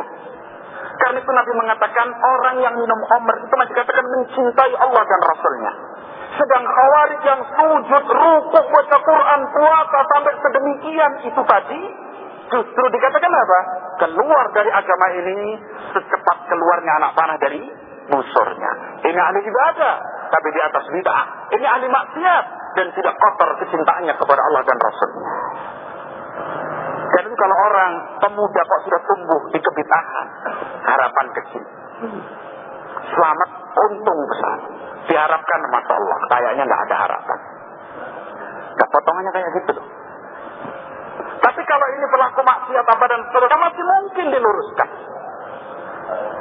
Karena semua yang melakukan maksiat itu mesti ngaku bahwa salah. Coba teman-teman yang ngerasa itu ngaku salah kok. Ya masa mau bantah dalilnya apa nggak punya. Tapi kalau nawa itu salah bisa tadi dalilnya itu, Masya Allah. Cuman jangan dicontoh itu. Saya sudah ngaku saya mencintai Allah dan Rasulnya. Ngerokok nggak apa-apa, jangan. Contoh itu baiknya. Cintanya kepada Allah dan Rasulnya dicontoh. Minum khamrnya dicambuk sama Nabi karena itu maksiat. Apa dicambuk dulu baru mengatakan cinta sama Allah dan Rasulnya? Itu kemaksiatan. Akhwana fiddin rahimani wa rahimakumullah. Begitulah syaitan di dalam menggoda anak Adam. Karena itu dikatakan oleh ulama, wa ahlul ilmi dzakaru anna lis-syaitan, dan ahlul ilmi menyebutkan bahwasanya syaitan 'alal insani untuk menyeret manusia ini, Bani Adam ini, madkhalain, ada dua pintu. Yang pertama, madkhalus syahwat, pintu syahwat itu tadi. Yang kedua, madkhalus tsani, madkhalus subuhat, pintu subuhat. Karena itu dijelaskan, fal jihadul awal, jihad yang pertama, yaitu jihad melawan subuhat. Kalau kita berhasil melawan subuhatnya syaitan, yakunu ba'dahul yakin, kita akan mendapatkan keyakinan yang sebenarnya dari Allah Subhanahu wa ta'ala. Karena orang yang bisa menolak subhat, karena subhat itu bikin ragu dan kerancuan dalam agamanya, itu semua bisa ditolak, maka dia hidup dalam keyakinan yang kokoh. Itu satu hasilnya. Wal jihadus tsani, sedang jihad yang kedua, yaitu melawan syahwat, yakunu ba'dahu sabar, akan menghasilkan sifat sabar. Karena taat kepada Allah itu butuh kesabaran. Dia sabar tidak minum khamr, ingin khamrnya surga. Laki-laki sabar tidak pakai sutra. Sabar di dunia ini, biar orang pakai sutra nggak kepingin. Sabar. Dia tahan dirinya dalam rangka taat kepada Allah untuk mengharapkan sutra nanti di surga. Jadi keberhasilan berjihad melawan setan dalam mengalahkan subhat-subhat setan, Allah akan memberikan rezeki yakin dalam diri kita. Dan barang siapa yang berhasil mengalahkan syahwatnya, Allah akan berikan dan jadikan dia orang yang sabar di dalam mentaati Allah Subhanahu wa ta'ala. Dan dua sifat ini, barang siapa kedua sifat ini ada pada dirinya, dia akan sampai kepada derajat al-imamatu fid din, imam di dalam agama. Seorang yang memiliki derajat yang tinggi di sisi Allah dalam agama. Dia menjadi qudwah, dia menjadi suri teladan dalam agamanya. Sebagaimana Allah Subhanahu wa ta'ala katakan dalam Al-Quran surat As-Sajdah ayat 24. وَجَعَلْنَا مِنْهُمْ أَئِمَّةً يَهْدُونَ بِأَمْرِنَا لَمَّا صَبَرُوا. Kata Allah Subhanahu wa ta'ala.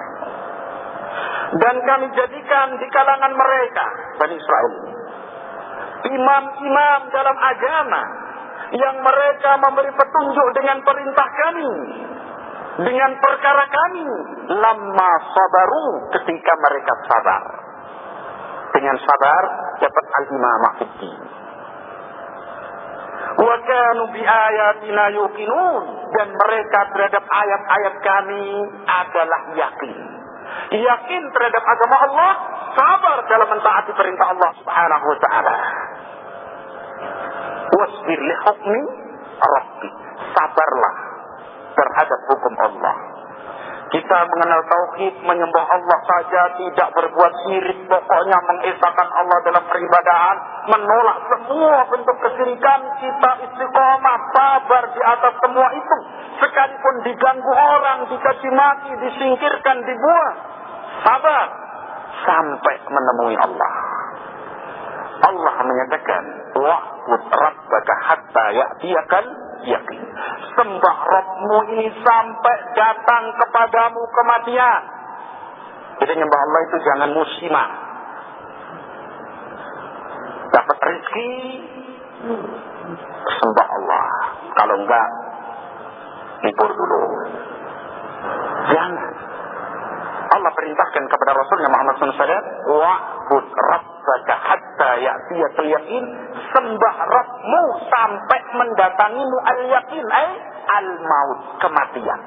Jadi kalau kita ini belum mati, jangan berhenti beribadah kepada Allah dan jangan berhenti menolak semua sesembahan selain Allah. Anak sakit kena musibah, datang orang, Pak, di sana ada orang Jawa pintar. Enggak ada yang pintar selain Allah. Selesai. Enggak usah orang tua, yang muda banyak. Begitu. Jangan nanti saya pikir dulu, enggak usah beri ketentatan pemikiran. Itu jelas dibawa kepada selain Allah. Enggak mungkin orang bilang, Pak, tanah orang tua pintar. Kalau enggak dukun, enggak mungkin. Kalau enggak dukun, enggak dibahasakan orang tua. Bahasa orang tua itu dukunnya. Karena tadi dalam ayat yang dibaca oleh imam kita dalam salat, Allah Subhanahu wa ta'ala menyatakan, Ya ayyuhalladzina amanu la tulhikum amwalukum wala auladukum an dzikrillah. Wahai orang-orang yang beriman, jangan sampai melalaikan kalian harta dan anak kalian dari berzikir kepada Allah. Sakit anaknya, dibawa lari ke dukun, anak telah melalaikan dia dari berzikir kepada Allah. Istri sakit, anak kurang sabar, perintah dokter suntik mati. Ada tak itu kasus? Karena tidak sabar, istrinya terus suntik mati. Ini pembunuhan. Kita ini menghadapi musibah terus sabar. Harapkan pahalanya kepada Allah. Biarkan dia mati dengan cara yang wajar dari Allah SWT. Tidak usah dipercepat. Apa dia mau dibegitukan? Kasihannya kepada istri tadi membuat dia lupa berzikir kepada Allah. Suami punya istri, istrinya pengen, mas piknik yuk kemana? Borobudur lah, apa Prambanan mana? Ya bolehlah sekali-kali. Istri dan kecintaan dia kepada istri membuat dia lalai dari berzikir kepada Allah. Harta juga demikian dan seterusnya. Jadi makna lalai itu seperti itu. Kalau orang yang kita cintai meminta kita untuk bermaksud kepada Allah karena kecintaan kita ikuti, berarti kita mengedepankan kecintaan kita kepada makhluk tadi, lalu kita lalai dari mengingat Allah Subhanahu wa ta'ala. Perhatikan itu. Akhwana fiddin rahimani wa rahimakumullah. Berkata Syekhul Islam Ibnu Taimiyah ketika menanggapi atau memahamkan ayat Allah ini, surat As-Sajdah ayat 24. Wa ja'alna minhum a'immatan yahduna bi amrina lamma sabaru wa kanu bi ayatina yuqinun. Qala Syekhul Islam rahimahullah ta'ala, bis-sabri wal yaqin tunalu al-imamatu fid din. Dengan sabar dan yakin akan didapatkan derajat keimaman dalam agama. Syekhul Islam rahimahullah ta'ala, bis-sabri wal yaqin tunalu al-imamatu fid din. Dengan sabar dan yakin akan didapatkan derajat keimaman dalam agama. Jadi derajat yang tinggi dalam agama ini, derajat qudwah, hanya diberikan oleh Allah kepada orang yang sabar dan orang yang yakin. Karena itulah para nabi dan rasul adalah orang-orang yang imam di dalam agama, karena mereka begitu sabarnya di dalam ketaatan kepada Allah dan begitu yakinnya terhadap syariat Allah Subhanahu wa ta'ala. Ukur kepada diri kita masing-masing. Antum hidup di dalam lingkungan yang barangkali tidak simpatik kepada sunnah yang dibawa. Bukan hanya tidak simpatik, tidak diem. Sekarang orang diem itu sudah untung. Nggak mau diem momen. Orang amalkan sunnah, nggak utang sama dia, nggak ganggu duitnya, nggak pernah mengganggu hasil penghasilan rumah tangga. Kok dia sibuk? Jadi orang sekarang kita ngamalkan sunnah, diem, toleran, nggak urus tangga saya, insya Allah baik, saya nggak urus. Soal dia begitu, saya begini, itu mending sudah. Kalau dulu nggak mending, sekarang nggak mending sekali itu. Sekarang itu nggak cukup dengan itu. Nah, dalam kondisi membawa sunnah yang semacam itu perlu apa? As-sabr wal yaqin. Perlu sabar memikul sunnah ini. Kata Nabi SAW, "Bada al-Islam ghariban wa sayaudu ghariban, fatuqa ma bada'a, fatuba lil ghuraba." Rawahu Muslim fi sahih. Islam ini bermula dalam keadaan aneh, asing. Kepercayaan kami, orang kebanggaan kami, orang baik kami. Pokoknya, Masya Allah, kedudukan Nabi ini, masyarakat Arab pada saat itu. Tapi begitu Nabi dapat wahyu, kemudian berdakwah mengingatkan mereka dari kesyirikannya, Masya Allah. Begitu dipanggil, selesai berceramah, datang Abu Lahab kepada Rasulullah Muhammad SAW. Ya Muhammad, alihada jama'atan. Wahai Muhammad, apa hanya untuk sekedar seperti ini engkau? Tabban laka ya Muhammad, celaka kamu. Kata Abu Lahab. Rasulullah diam dan Allah yang menjawab. Allah turunkan ayat tabbat yada abi lahabin wa tab. Dan seterusnya sampai akhir ayat. Coba, Abu Lahab yang dulu mencintai Nabi itu kepercayaan kita begitu meneriakkan tauhid dan meneriaki syirik, spontan dari manusia pendusta di dunia ini. Yang demikian juga kalian ahli sunnah yang dulu punya teman, kita duduk bareng ngobrol tentang layar tancap dan layar yang tidak tancap barangkali sampai lama dan seterusnya. Sekarang kita mengamalkan sunnah, duduk sama mereka hitung 1, 2, nggak sampai 5 per kita minta. Nggak salam, tidak bicara. Saya lagi sibuk. Nggak ada kesibukan padahal cuma mau tidur di rumah. Kenapa? Terus apa yang mau dibicarakan? Bicara cuma enak. Nggak bisa, itu orang ahli sunnah. Kan begitu. Yang dulu dicintai, dibanggakan, dikembalikan. Seperti katanya Nabi Saleh kan begitu. Dulu kamu, wahai Saleh, pemuda kebanggaan kita, orang yang bagus, kepercayaan kita. Tapi sekarang Setelah jadi Rasul malah sekarang pendusta lah, pengkhianat, masih jelek-jelek dan seterusnya. Itu wajar. Jadi kalau orang itu cuma urusannya sebenarnya sama kita itu nggak benci, karena kita bisa bermuamalah dengan baik. Kalau jabatnya saya salam dan seterusnya, tapi karena sunnah orang itu kok kemudian dibuang dan ditinggalkan, fatuba lil quraba, maka beruntunglah orang-orang yang diasingkan. Karena itu marilah kita berbekal dengan ilmu. Kita harus hukum dari ilmu, mengingat kondisi hari ini, masya Allah, subhan tattaqah, menyambar-nyambar. Wal qulub dhaifah, dan hati ini lemah. Sebagaimana perkataan seorang dari ulama salaf ketika mengomentari tentang kejadian, kalau tidak salah juga Muhammad ibn Sirin, seorang tabi'in, datang kepada dia seorang ahli bidah dari kalangan Aqlani, Muqtadi, datang kepada dia, Imam, aqra' lakum ayatan min al-Quran. Wa Imam, saya ingin bacakan kehadapanmu satu ayat dari Al-Quran. Dia berkata, la ayat, tidak satu ayat. Idzan al-hadis min ahadits Nabi sallallahu alaihi wasallam. Kalau begitu saya bacakan kepadamu hadis Nabi. Wala hadis, tidak usah hadis. Taqumanna atau aquman. Kamu yang pergi dari sini atau aku yang pergi dari sini? Setelah ditanya oleh talamidnya, ya Imam, kenapa ketika mau dibacakan kepadamu ayat Quran kamu enggak mau? Ketika dibacakan oleh hadis Nabi kepada orang itu kamu tidak mau? Yang bacakan ini orang Aqlani, ahli bidah. Dia mengatakan, na'am, li'anna subhat qattafah wal qulub dha'ifah. Nah, karena subhat itu menyambar demikian keras, sedang hati itu lemah. Kalau itu imam min a'immatit tabi'in rahimahullah ta'ala yang ilmunya maka Allah alim, masih khawatir terkena subhat, kenapa kita pajang telinga kita ini untuk semua orang, bahkan ahli tidak pernah kita berhenti. Saya mengaji di sinilah, yang benar saya ambil, yang salah saya tolak.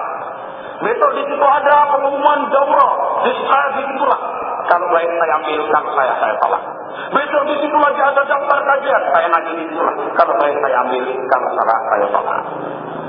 Dari mana modal dia atau mau mengambil yang baik dan menolak yang salah?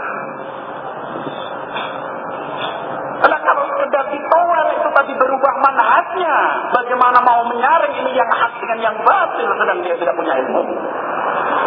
Kalau ilmu sendiri saja khawatir terhadap subhat, kenapa yang jahil kok begitu berani dengan kesubhatan? Tapi begitulah sifat orang jahil, bonek, bodoh ikan. Begitu itu.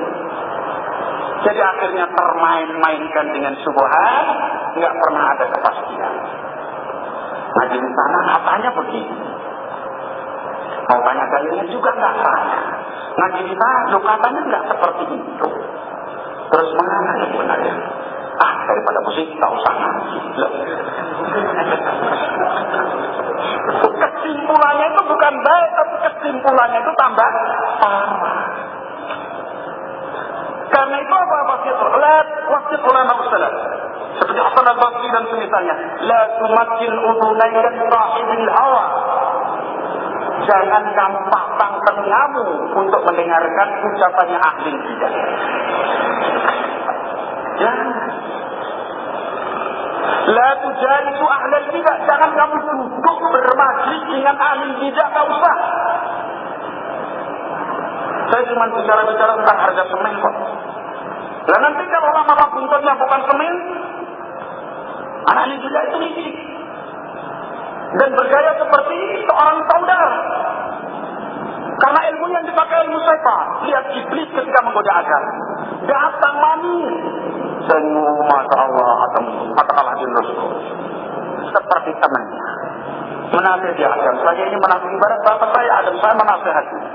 Enggak lah, nggak mungkin teman itu akan memperosokkan. Oh yang percayalah, kamu itu nggak boleh makan buah ini karena demikian dan demikian. Cuma tertipu itu, makan aja lah. Gayanya kayak seneng. Tapi hakikatnya mana? Dibawa ke neraka. Akhirnya ada makan buah itu karena apa? Gaya penampilan setan yang Masya Allah. Dimakanlah buah yang dilarang oleh Allah, yang dengan takdir Allah akhirnya membuat Adam turun ke bumi. Sekarang demikian juga ada yang tidak. Sampai orang kafir itu digambarkan oleh Allah Subhanahu wa taala kan seperti itu. Wa qala alladziina kafaru lil ladziina aamanu ittabi'u sabilana wal nahmil khataayakum. Coba ini. Berkata orang-orang kafir kepada orang-orang yang beriman, wahai orang-orang yang beriman, ikuti jalan kami, saya tanggung dosa kalian. Masya Allah. Seperti itu. Dalam kalau jalan ini salah, kalian berdosa, saya yang tanggung jawab. Kemati. Dosa. Kata Allah, dia nanggung dosanya sendiri saja tidak mampu. Bagaimana mau menanggung dosa orang lain? Jadi dakwah itu bukan jaminan begitu itu. Bela ikuti saya, katakan saya mau ikuti saya. Nanti kalau salah kok sampai bid'ah, biar saya yang tanggung jawab. Ini dosa dari semacam itu nggak boleh. Ikuti sunnah Nabi, ikutilah sunnah Nabi itu kan. Saya dengan antum itu sama. Kalau saya menyelisih sunnah berarti saya ini salah. Kalau antum yang mengikuti sunnah, antum di atas kebenaran. Begitu. Jadi sunnah itu milik semua orang. Siapa yang mau mengambilnya dan mengikutinya, dialah ahli sunnah. Siapa yang meninggalkannya, maka dia bukan ahli sunnah. Sekalipun teriak setiap hari 100 kali bahwa dirinya ahli sunnah. Jadi kalau ada jaminan. Bapak wakil ikut saya. Kalau salah, tak tanggung dosanya sampai ke hadapan Allah. Enggak boleh. Justru yang semacam itu udah enggak potongan kamu nanggung dosa. Gitu aja. Itu mazhabnya orang-orang kufar. Jadi kita jangan menantang adab Allah. Ya kebiasaan menantang adab Allah itu orang-orang kafir muslim. Lihat ketika Nabi Nuh berdakwah di tengah kaumnya. Nabi Nuh berdakwah di tengah kaumnya. Sampai ketika Nabi Lut mengatakan kepada kaumnya, janganlah kamu ini melakukan satu perbuatan keji, yaitu liwat yang semacam itu. Sembah Allah saja dan tinggalkan perbuatan itu. Nanti kalian, aku khawatir kalian akan diadab oleh Allah. Apa jawab mereka? Ihtina bi'adabillahi kunta minas sadiqin. Wahai Lut, datangkan adab Allah yang kamu janjikan itu. Kalau kamu benar-benar orang yang jujur. La haula wala quwwata. Jadi ketika kita ini dikasih wa'id bahwasanya nanti di akhirat, di kubur ada azab, di akhirat ada azab, jangan suruh buktikan. Buktikan mana azab, jangan. Itu perbuatan orang-orang kufar. Kita imani kalau itu dari Al-Quran dan Sunnah, dan kita tinggalkan itu kalau di luar Al-Quran dan Sunnah. Awalah fitrahnya warahmatullah. Karena itu pahami bahwa setan diperintahkan oleh Allah kita ini untuk mengangkatnya menjadi musuh. Setelah itu kita tahu bahwasanya itu musuh kita pelajari mana sisi bentuk-bentuk langkah-langkah setan supaya kita selamat darinya. Kita perangi dengan menolak apa? Syubhat yang dilontarkan oleh setan, dan kita perangi setan menolak syahwat yang diiming-imingkan kepada kita. Kita bangun hidup kita di atas as-sabru wal yaqin. Itu saja barangkali yang bisa saya sampaikan. Mudah-mudahan bisa menjadi ilmu untuk kita segera melakukan jihad. Berarti mulai detik ini kita harus berjihad dua bentuk. Jihad nafsi, berjihad melawan nafsu kita. Jihad syaitan, berjihad melawan syaitan. Yang sudah dari dulu dan di atas kebenaran diteruskan dan semakin minta pertolongan kepada Allah. Yang baru tahu dan belum, segera dimulai. Karena al-ilmu diwujudkan dengan apa? Al-amal. Ilmu sudah sampai, lalu mari kita amalkan. Yang kedua, saya wasiatkan solidaritas ukhuwah di antara ahli sunnah harus dipererat. Yang di ujung sana barangkali kesulitan, coba kita tengok di sana ada apa. Kenapa? Sebagaimana wasiat salaf, beliau mengatakan kepada orang yang bertamu kepada dirinya, kalau kamu menjumpai seorang ahli sunnah, sampaikan salamku kepadanya, sekalipun dia di ujung bumi sana. Kenapa? Karena ahli sunnah itu sedikit di tengah mayoritas manusia. Jadi yang sedikit dibangun ukhuwah, dicintai saudaranya karena Allah dan dibenci karena Allah. Dikuatkan ukhuwah, dikuatkan solidaritas, ditolong yang lemah, ditolong yang masih dalam kesalahan, diarahkan kepada ilmu dan diberi petunjuk. Dengan hidayatul irsyad, dimohonkan dan didoakan kepada Allah supaya diberi kemudahan dalam mengamalkan sunnah. Supaya Allah melembutkan hati kita dan mempererat saudara-saudara ini baik di dunia sampai nanti di yaumul qiyamah. Karena kecintaan yang sesungguhnya itu kecintaan dari ahli sunnah kepada saudaranya. Sampai saudaranya yang masuk neraka, dia datang kepada Allah membelanya. Ya Allah, itu saudara kami dahulu, tapi karena dosanya dia masuk ke dalam neraka, tolonglah, berilah syafaat, dikeluarkan oleh Allah SWT. Itu persaudaraan yang bermanfaat dari dunia ini sampai nanti yaumul kiamat. Dan jangan dikotori dengan semua bentuk kotoran. Jadi bersihkan hati, cintai saudaranya karena Allah, kalau kita benci karena Allah. Insya Allah Allah akan menolong kita dan memperkuat sunnah di muka bumi ini dengan mempererat hati pemeluknya atau pengamalnya atau orang-orang yang berada di atasnya. Nah, ada beberapa pertanyaan. Bagaimana seharusnya dua orang yang meninggalkan sholat berjamaah ketika dua orang tersebut di dalam perjalanan, apakah sholat sendiri? Kalau dua orang ini datang ke masjid dan melakukan sholat jamaah tersebut tidak dipahami atau tidak dikesankan, dia menandingi imam yang sudah ada, maka silakan dia melaksanakan sholat berjamaah. Tapi kalau tidak, dia sholat sendiri-sendiri. Sholat sendiri-sendiri. Kalau sendiri, yang satu mau mengajak orang ini mau mengajak orang lain yang sudah sholat, sedangkan satu orang mengajak makmum yang sudah sholat, itu ada contohnya dari Rasulullah Sallallahu Alaihi Wasallam. Jadi jangan kita ini sengaja imam rawatib, cuman saya nggak cocok, saya agak datang telat bersama teman-teman, nanti dia selesai, saya jadi jamaah lagi. Ini dilarang oleh Rasulullah Sallallahu Alaihi Wasallam. Wallahu a'lam.